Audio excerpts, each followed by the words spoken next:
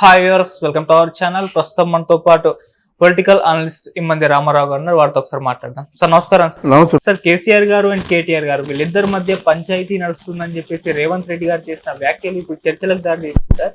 ఏంటి మరి కేసీఆర్ గారు కేటీఆర్ గారి మధ్య దూరం ఏమన్నా పంచాయతీ నడుస్తుంది వీళ్ళ మధ్య అని చెప్పేసి చర్చించుకోవడం అయితే మొదలు పెట్టారు సార్. మరి రేవంత్ రెడ్డి గారు ఏ కాంటెస్ట్ లో ఈ వ్యాఖ్యలు చేశారు? మరి రిలేషన్షిప్ ఇప్పుడు కేసీఆర్ గారు అండ్ కేటీఆర్ గారి మధ్య ఏ విధంగా ఉంది సార్?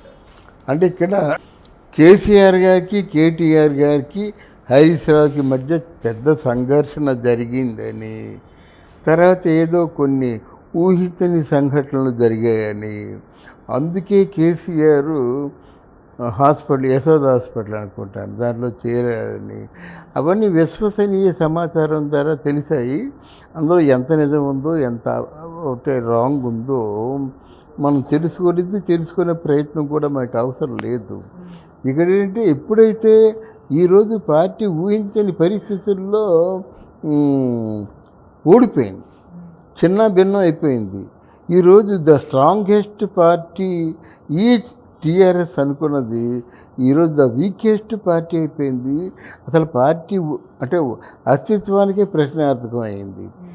వీళ్ళు ముగ్గురు ఉంటే బాగున్నావు, నీ వల్ల అంత అయిందని చెప్పేసి కేసీఆర్ని హరీష్ రావు అన్నావు, నువ్వు మాత్రం తక్కువ తిన్నావా అని చెప్పేసి కేటీఆర్ హరీష్ రావుని అనడం, తర్వాత ఏమో ఈయన మందలిస్తే కేటీఆర్ తిరగబడడం అంతా జరిగిపోయింది.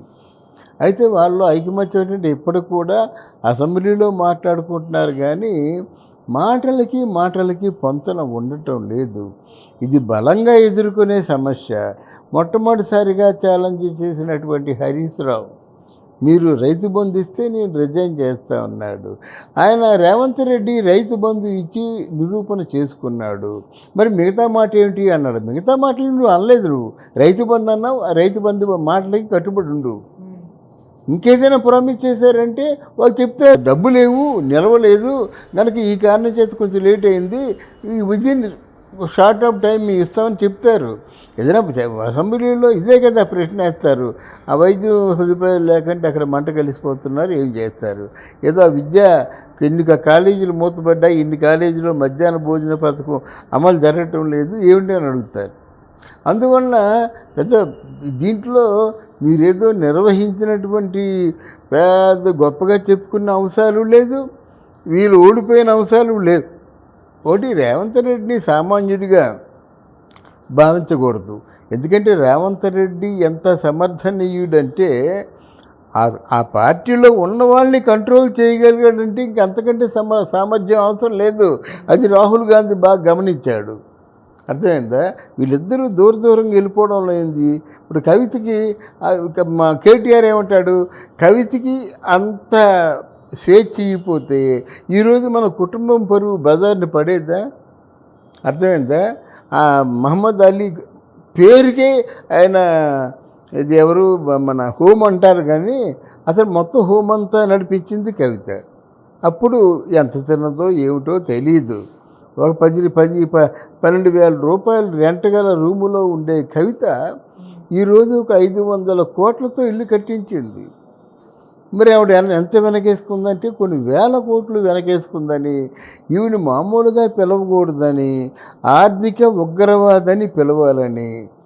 మరి ఆ విధంగా కదా మరి నెలకి 2 సార్లు న్యాయస్థానానికి వెళ్తుంది, న్యాయస్థానంలో ఏదో అడుగుతారు, చెప్తుంది, మళ్ళీ బెయిల్ ఇచ్చేదానికి కాకుండా మళ్ళీ రిమైండర్ ఇచ్చేస్తున్నారు.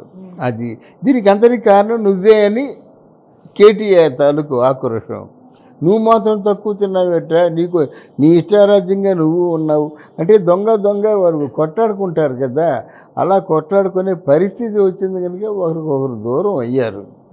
వీళ్ళు ఏంటంటే మరి నాయకుడు ఎప్పుడైతే మిస్ అయ్యాడో తర్వాత మిగతా నాయకులు కూడా ప్రశ్నార్థకంగా ఉన్నప్పుడు మనకి ఎక్కడ మనుగడ ఉంటే అక్కడే మనం చేరిపోతాం, ఈ రాజకీయ నాయకుడు అలాగే చేస్తాడు అని చెప్పేసి రాబోయే కాలంలో ఇటు బీజేపీ ఇటు కాంగ్రెస్ అని మరి కాంగ్రెస్ పార్టీలో చేరేవారు కొందరు అయితే బీజేపీలో చేరేవారు కొందరు.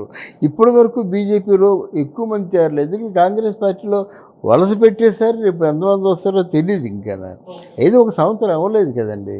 బట్ వాళ్ళలో మాత్రం కుటుంబంలో రవరవలు ఎలాగా ఉన్నాయి. తర్వాత కవితకి ఇచ్చిన స్వేచ్ఛ వల్ల కేటీఆర్ దూరం అయ్యాడు. అలాగే కంపేరిటివ్గా కేటీఆర్తో పోల్చుకుంటే సిద్దిపేటలో హరీష్ రావు కూడా తక్కువ సంపాదించలేదు. అవన్నీ వాళ్ళు తెలిస్తే కదా అందులో ఎంత నొక్కేశారు. అందువల్ల ఈ గొడవలకు కారణం ఆర్థిక సంబంధాలే కానీ ఆ మానవ సంబంధాలు కాదు.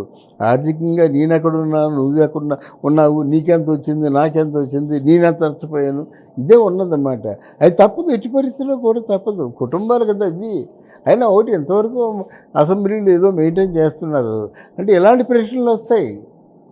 ఇలాంటి కేసీఆర్ ఎందుకు పడిపోయాడు వస్తుంది. దాని సమాధానం చెప్పనియండి, చెప్పకపోనియండి. ఎందుకు పడిపోయాడు?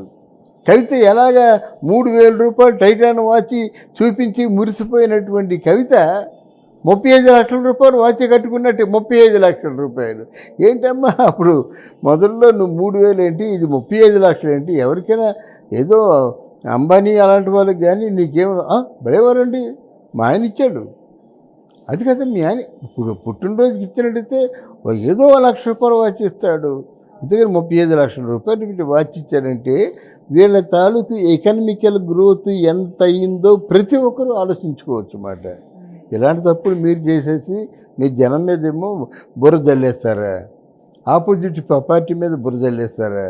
నిన్ను ఎవడయ్యా కాంగ్రెస్ పార్టీకి విలీనం చేస్తామనవడేమో నీకు స్వార్థం పెరిగిపోయాయి కదా. ఓ దళితులను ముఖ్యమంత్రిని చేస్తాను, అలా ముఖ్యమంత్రిని చేయకపోతే తలకాయ తీసేసుకుంటా అన్నాడు. మాట తప్పింది ఎవరు? మాట తప్పింది నువ్వు కాదు. అందువల్ల నువ్వే మాట అన్నా డబుల్ బెడ్రూమ్ ఫ్లాట్లు, అది ఇంటికి 2 అల్లుళ్ళు వచ్చినా కూతుర్లు వచ్చినా గొడ్డు గోద వాకిట్లో ఉన్నా సరిపడే డబుల్ బెడ్రూమ్ ఫ్లాట్లు కడతాను. నువ్వు ఏమైనా కట్టావా?